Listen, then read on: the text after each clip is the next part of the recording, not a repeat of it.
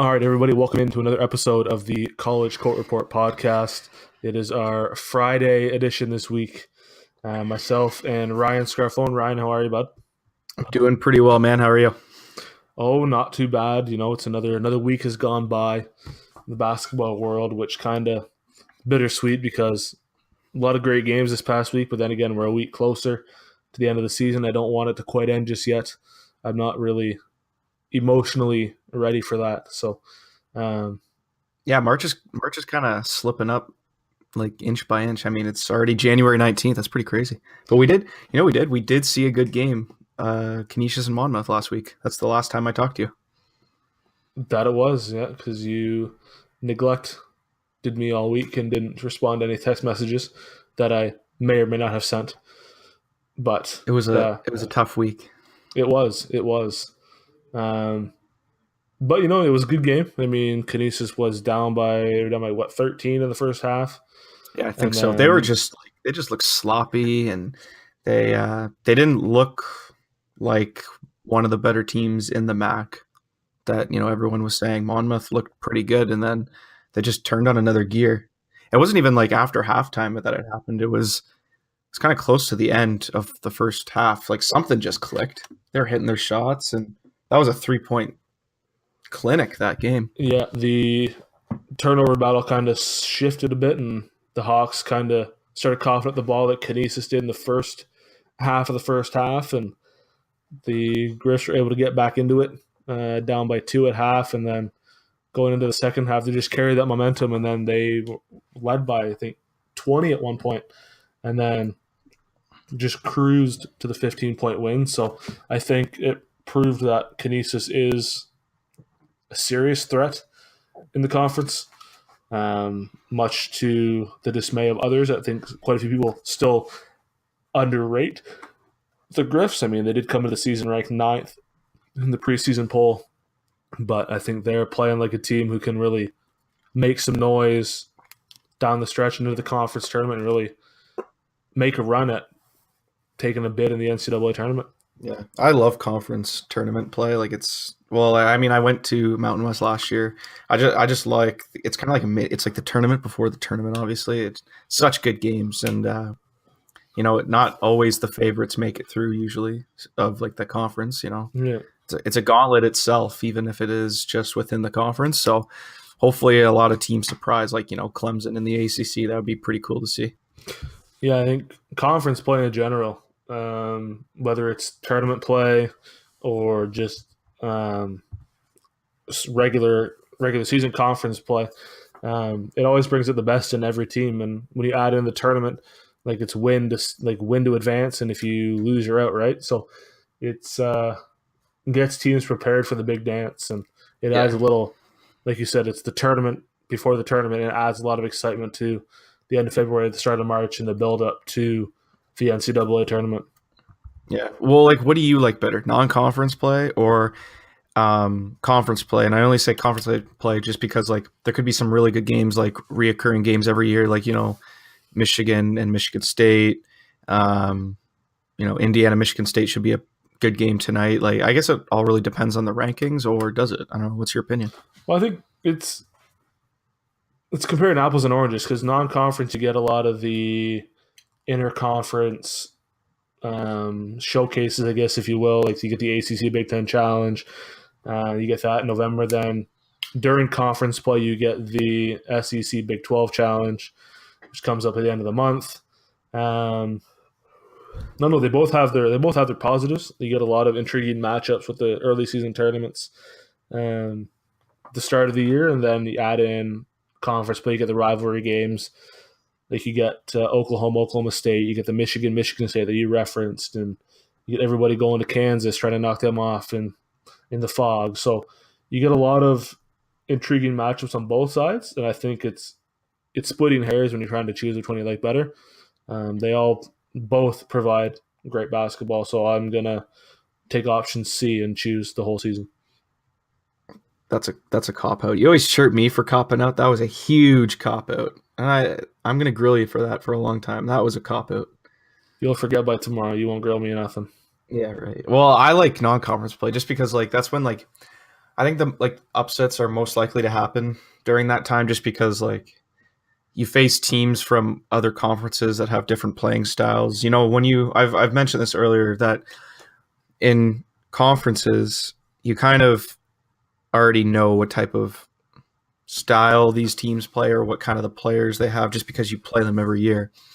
Whereas if it's a non-conference game, if a Kansas is playing an Ohio State, let's say, I don't know, that could be, I don't know how many matchups those teams have between each other, and I don't think many. So it's I don't know, I don't know what to expect. So that's kind of what makes a good game out of it.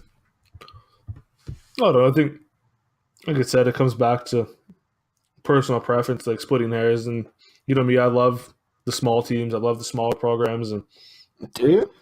I didn't know that. Kind of. I didn't know it's an unknown fact. Okay. It's Fun Fact Friday. Okay. But I don't know. You get intriguing matches on both sides. I like the rivalries, but I like like you said, the unpredictability of non-conference play and seeing matchups that you wouldn't necessarily see on a regular basis, which kind of ties into the tournament because you get those kind of matchups again with the seedings and rankings and whatnot. So you can call it just like Trae Young and Colin Sexton January 27th. Mark it in your calendars. Circle it, highlight it, star it. We've been talking about that for a long time. I'm sick of talking about it. Why? Yeah, everybody talks about it. So? Sexton's hurt right now. Didn't play against Auburn. He might not even play. So you're hyping this game up for Trae Young versus John Petty instead. He reached 500 points, the fastest player to ever reach 500 points, I believe, right? That was the other day I saw Trae Young. Probably. It wouldn't surprise me. I think it was. I think he's the fastest player to ever reach 500 points. He's probably the fastest to whatever number of assists he has too. He's probably the highest for turnovers. I think Young had 12 against Auburn. Terrible. I hope he stays. He averages 30 points per game. Jesus. And the team is okay. Coming off a loss to Kansas State by 19. Yeah, that was kind of weird. He had 20 points. I don't know why I said 12 points against Auburn. I meant 12 turnovers against Auburn. I meant 12 turnovers against Kansas State. Oh yeah, I was reading the notes about Alabama, and then I was talking about Young, and then it came out that Young played for Alabama. And I'm just losing this credibility as I keep talking, so I'm just going to shut up. He had a double-double, but the second double was in turnovers. So, yeah, that's not good. The guy's numbers are ridiculous. His first game was against Omaha. He had 15 points, and then it just went up from there. He had a 43-point game against number 16 TCU, which they won in overtime, 102-97. That's a throwback. Absolutely. Went back to his early days at Oklahoma, which is still right now. I'm so pumped for that game. Yeah, we're going to make a bet on that game. Okay, well, because last time when we addressed who would you take, Sexton or Young, you took Sexton, I took Young. And I'm still taking Sexton. And I'll take Young, and I'm going to laugh in your face when Oklahoma wins. Remember when Darren Fox made Lonzo Ball look like a fool? Kentucky, UCLA? Young will make Sexton look like a fool. No. Roll Tide, baby. Roll Tide. The momentum of the Crimson Tide winning the college football playoff will translate into basketball season. And what happened to the Sooners in the college football playoff? Yeah. They lost in overtime to Georgia in the best game of the season. Yeah, they blew that game. No. Blew it. Sooner, all day long. Not too conservative, but that's football, which I would love to talk about, but you hate football. I don't hate football. I don't believe I ever said I hate football. I prefer basketball. Specifically, college basketball. Obviously. I hate the NBA. Yeah, right. You love the NBA. No, I don't. It's predictable. It's the same teams every single year. You love one and dones. You love the NBA. You're all for it. You've been talking to Nico too much. Why, is Nico a big NBA guy? Of course he is. But apparently Nico's on the IR. He missed his pickup game last night, so he's on the mend. He's on the shelf for at least a week. No excuses. He can still record. He's week to week with undisclosed injury somewhere. I don't know what. Guy, eh? What a guy.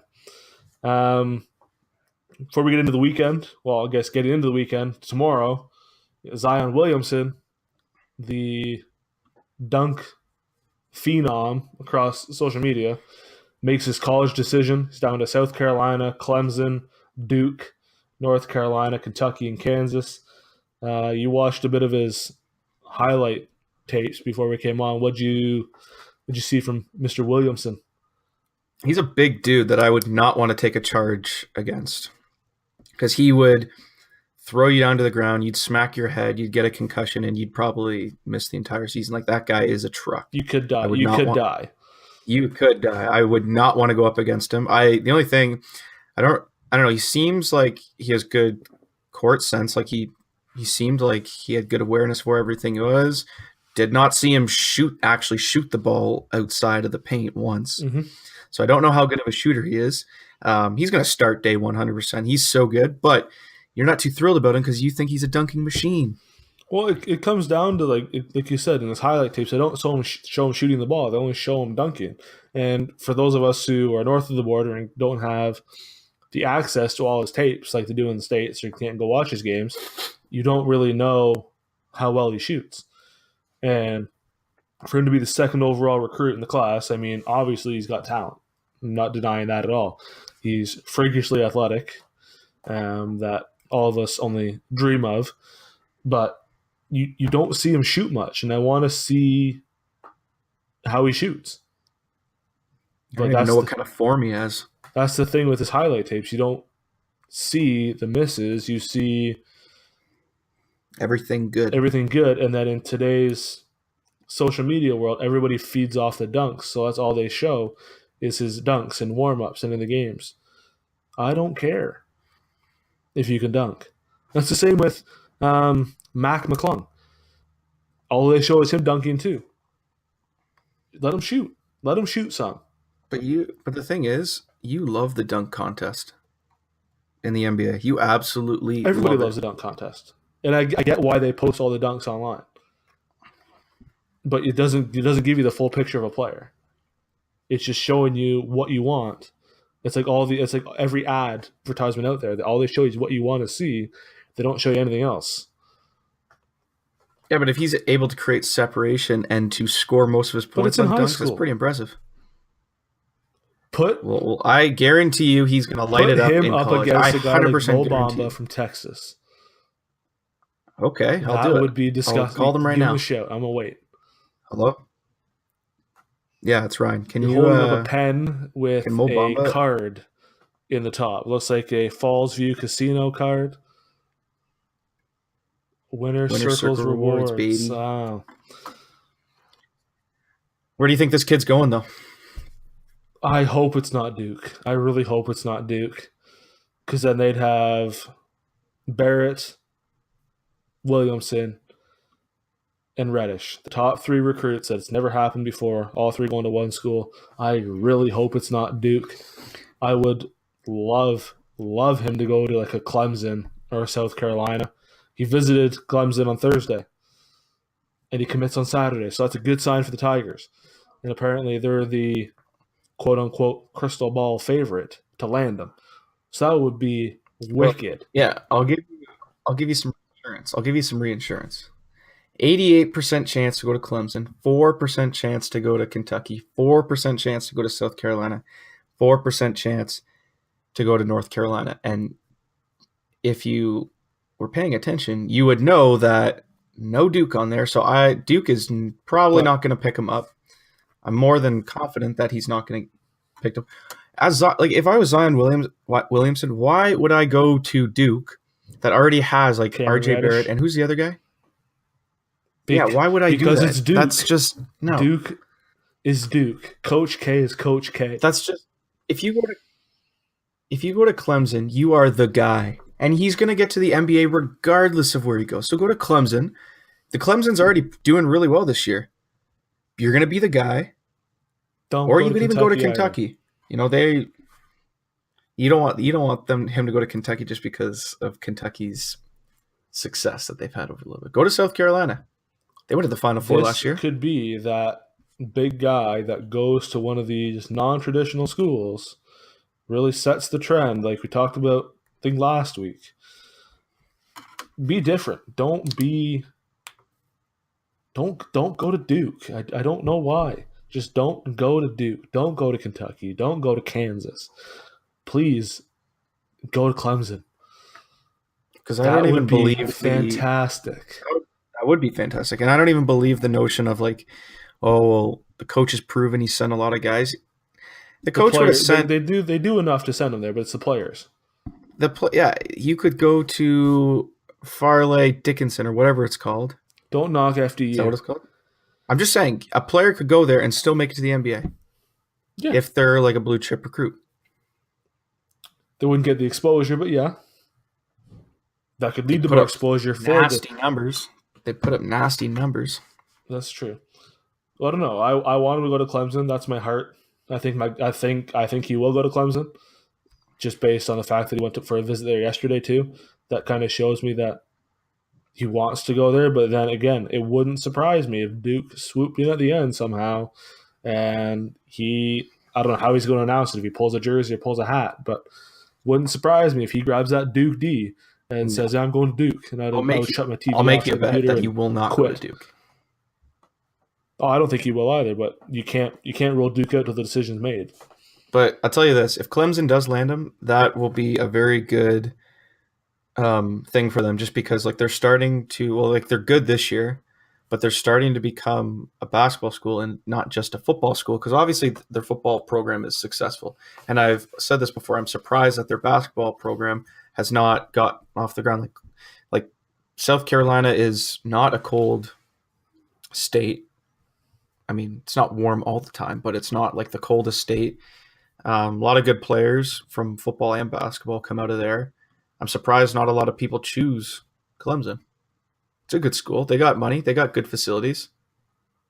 And they're a basketball team that's trending in the right direction.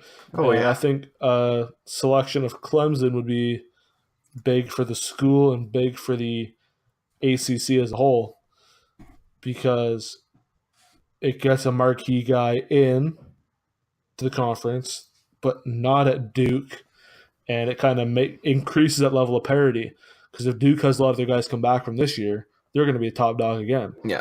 And I mean, you add in Barrett and Reddish, and they're already number one. But if you get a Williamson that goes to a Clemson or even a North Carolina, you would be okay with him going to North Carolina. Still balances out. I'd be more okay with him going to North Carolina over Duke. With what North Carolina's going to lose again this year. True, yeah. Season, is May a senior? He's a senior. Barry's a senior. Pinson's a senior. So they're going to lose a lot again. So if you add in a guy like Williamson to that fold, but I think with what they lose, there's not enough talent back to kind of draw him to the Tar Heels. Yeah. So I think he's going to go to a Clemson, or it's got Marquise Reed for another year.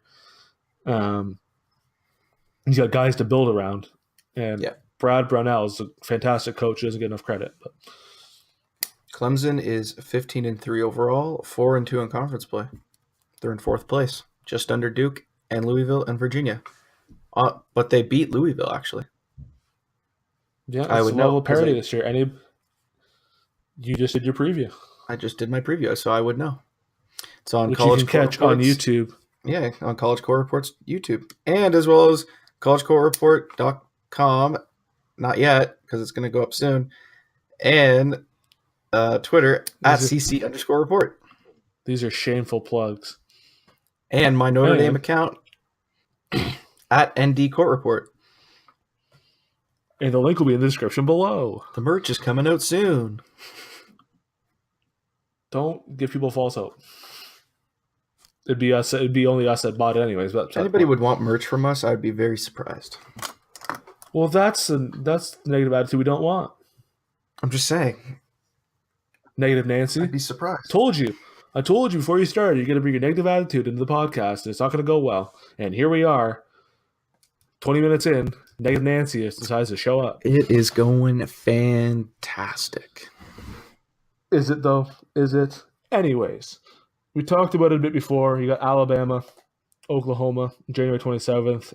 Alabama kind of struggled a bit as of late until they decided to show up and knock off number 17 Auburn by 5 without Colin Sexton. John Petty, 27 points. Got a lot of depth. They've got 2 games before they take on Oklahoma. They go home to face Mississippi State. They're on the road at Ole Miss. Do you think Alabama is still a tournament team, or are they on the outside looking in right now? I think they're still a tournament team. 4-2 in conference play, 12-6 overall. I think they're looking good within the whole landscape of the SEC.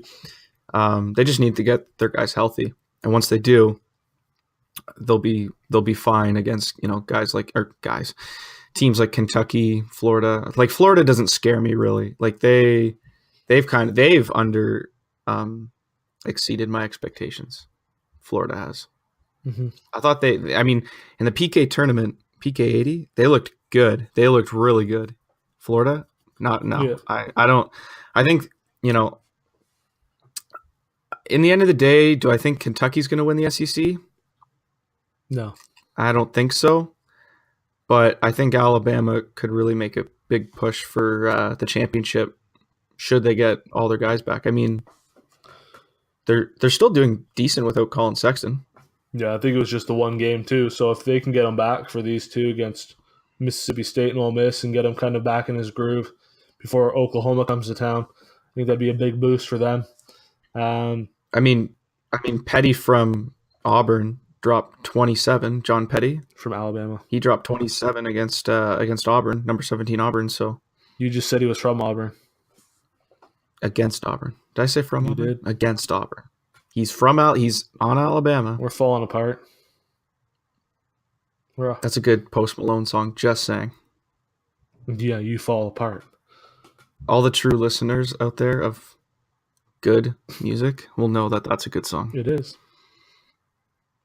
But you don't even know what that song is. Now. I fall apart. I fall apart. Okay, yeah. Basketball karaoke with Ryan Scarfone. Boom. What do you think about Alabama, though? I don't know. They've got, I want to quote Nico, they got a lot of depth. They got a lot of size. Got a lot of size. Yeah, but no, you got John Petty, who put up 27 against Auburn. You got Colin Sexton. Obviously, everybody knows who Colin Sexton is. If you don't, you live in a pineapple under the sea with SpongeBob. You got Dazon Ingram. You've got Braxton Key. You got Daniel Giddens, Donta Hall. Like, they've got the talent across the board. They just, like you said, they got to get guys healthy. They got to get back in their rhythm. And they kind of underwhelmed in non-conference play, I would say. But now 4-2 in SEC, like you said, they're kind of trending in that upwards direction. And I think that they were on the outside looking into the tournament, but now I think they're going to be one of those bubble teams that could be in one of those first 4 games in Dayton, maybe squeak in as an 11 or 10 right now. They can't afford a bad loss. Like a loss to Mississippi State or Ole Miss would really hurt their chances. But a win over Oklahoma, I think, for me, if they go 3-0 their next 3 games, I think that would kind of lock them in. If you get a home win over number 4, I think that would really secure them as a tournament team. Yeah. You know who I don't think is not going to be a tournament team? Who you don't think is not. That's a double negative, no? Okay. Do you know who I think will not be a tournament team? Okay. Who? Texas A&M. Very, very disappointing. 1-5 in conference play. 12-6. What are they Injuries doing? galore. The team has been healthy all year. And obviously, I'm just saying they're not a tournament team. No, they'll be NIT. Knit? They'll be knit? They'll be knitting in March. They had a 7-game winning streak to start. They lost to Arizona. Yeah. That's when guys and they lost they lost Alabama, Florida, LSU, Kentucky, Tennessee. That's a tough stretch of 5 games, though. That's a tough stretch of 5 games. Well, obviously, and those are good teams. Exactly. That's why it's tough. You would have thought they would have beat. And they only lost to LSU by 1, but they only also beat Ole Miss by 2 points. Yeah, that's a team they're in the what if mode now. Like, what if they were healthy? What if they were this? What if they were that? I think they got a tough stretch of games too. It's the SEC. They're playing Missouri. Every game in the SEC is a tough game. I think whether you're ranked the top team or 14th team, every game is a tough game. They got Missouri, LSU, Kansas. They drew Kansas for the Big 12. Yeah. Fun. South Carolina, Auburn, Kentucky, Missouri, Arkansas, Mississippi State, Vanderbilt, who's outstanding, Georgia, and then to finish it off, Colin Sexton and the Crimson Tide. Yeah, if they string together a bunch of wins right now, maybe only lose 1 or 2, they're back in the tournament, but for right now, the door's closed. They're practicing their knitting. They're practicing the knitting. Sadly. It is sad. But looking at this weekend, what are some games that you are looking forward to? I'm looking at a lot of like the Big Ten games. I know like Indiana and Michigan State, your precious Spartans. Cop out.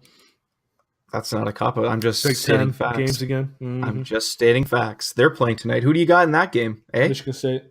And I got Indiana. And you're going to get that L. You're going to get that loss. Next game.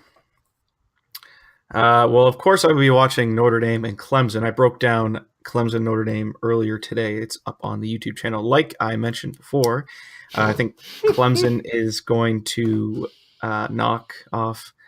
Well, they're not really knocking off Notre Dame because Notre Dame is struggling a bit, but they're going to hand Notre Dame their 4th straight loss, I think. DJ Harvey just went down again. For 4 not weeks. Again, but there's another Irish player went down in addition to one coming back. Another one that I'm looking forward to, Purdue, Iowa, and Ohio State, Minnesota, Madison Square Gardens. That's weird. You'd think that conference play, they start, just playing either in Columbus, Ohio, or in Minnesota. I don't know. Purdue is going to thump Iowa. That won't even be close. That won't even be fun to watch. I don't know about that, man. Iowa just lost to Rutgers. 10-10, 1-6. They're looking pretty good, eh? They just lost to Rutgers. Nobody loses to Rutgers. Iowa lost to Rutgers. Give Rutgers some credit, man. They're better than people think, but it's Rutgers. And then Ohio State, Minnesota. Ohio State's got that. Another one, Oklahoma State. I just saw that now. That'd be a good game. That's not Big 10, obviously, but Big 12. That was one of my games. You change that 0 to a 2. Oh, sorry. Wow. Simple math with Ryan Scarfone, everybody. Go on. That was one of my games. Know what I'm going to do now. That's annoying. Proceed. You mentioned the Big Ten. I went away from the Big Ten. You've got Wichita State at Houston. Shockers coming off a loss at home against SMU. They can't afford a second straight loss, or they're going to fall to the top 10 regardless, I think. But a loss to SMU followed by a loss to Houston would make that American Athletic Conference wide open, and the Shockers not the runaway favorites anymore. At 2 o'clock, you've got Oklahoma State, like you just touched on. Rivalry game. It doesn't get any better than that. It's always exciting. They always bring out the best in each other. I think there was they went to overtime the first time they played this year, something like that. Or Oklahoma won close, I think it was by 2 points. I don't know. I don't know either. I should have looked that up before. 4 o'clock, you got Missouri State and Drake. Little Missouri Valley action. 2 teams at 5-2. That'll be one to keep an eye on. You got Alize Johnson from Missouri State. Looking to be a early second-round pick in the NBA this year. And then it went off the board with one. Went the little SWAC action. You've got SWAC has swag, eh? They are the butt end of every joke. If I worked for that conference, that marketing plan would consist of the SWAC has swag. That just writes itself. And this is why we're not in the NCAA working. That is a great marketing plan. That'll get millennials That'll get Clicking the them like and the buying retweet stuff. You do button. that for their merchandise. You don't do that for the whole athletics conference. You do that for the merchandise. Swag has swag. Yeah, there you go. Hashtag swag. Wow. Swag. No. Swag has swag. Don't go swag. That sounds ridiculous. Are you even a millennial? Do you even consider you a millennial considering you're 28? I was born on January 15th, 1990. No, I'm not. You are so a millennial. I'm not. I love when millennials, older millennials, try to think that they're not a millennial just so that they don't associate with us. I don't associate with you millennials. I'm not a millennial. Then what are you? Old. Check. Falling apart. Good Post Malone song, just by the way. I already said that, but This is not sponsored by Post Malone, but if he does want to reach out, we will not say no. I'm sure he likes college basketball. I'm sure he does, and we'll get him on, hopefully. Probably not. But in the SWAC, you got Arkansas Pine Bluff, who didn't win a non-conference game. They went 0-14 in non-conference play. They've now won 5 straight. They're tops in the league. Texas Southern is preseason favorite. They've already got 2 losses, not doing so well. We've got the Golden Lions taking on Prairie View A&M, looking to move to 6-0. What to keep an eye on. Martavius McKnight. Remember the name, Martavius McKnight, for Arkansas Pine Bluff. Martavius McKnight. Okay, got it. Write it down. Take a picture. Do what you got to do. Remember the name, Martavius McKnight. So that's what I'm watching on Saturday. But there's a lot of games going on, so it'll be a busy day of basketball. So looking forward to it. I will be watching lots of football. There's only 2 games, bro. That's not a lot of football. But I'll be watching the games that I mentioned, plus the football games. You'll be busy. Busy guy. By the way, who do you got in the football games? What game? Even though this is not a football podcast. What games are tomorrow? Okay. I don't even know if they're tomorrow or Sunday. We'll just go all 4 games. I just know the games. It's Minnesota and Philly, and then there's New England and Jacksonville. Right. Oh, there's only 2 games. I don't know what I was talking about. 4. Minnesota. There's 4 teams Over Philly. Okay. And I would love it if Jacksonville beat New England. I'm gonna. Oh, we'd all love it. But what's gonna happen? All right. Well, I'm gonna tell you what actually is gonna happen. Philly's gonna lose. Okay. The Final 4. This is literally the Final 4 for NFL. No.